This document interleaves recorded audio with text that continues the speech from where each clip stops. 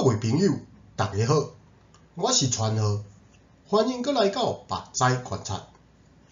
这是一个对台中发声的金融训练节目。中心五望，咱做伙用母语讨论国际大事。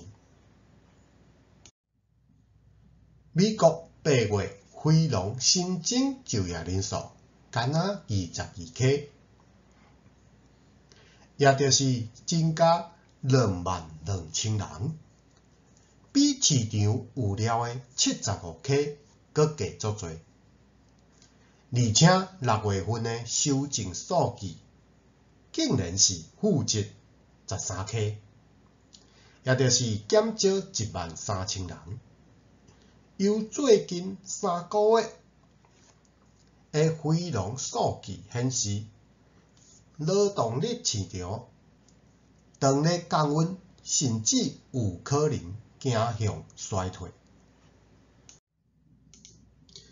市场对联准会降利息的态度变多，市场对联准会9月降利率1码的热度变多，甚至有可能降2码。2年期利率大降8点，收至 3.51%， 美元落 0.5%， 金价起 1.3%，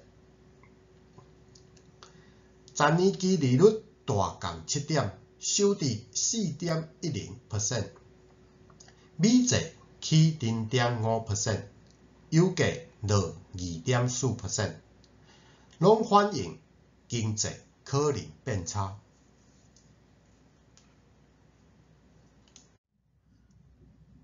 最后，感谢收看，再会。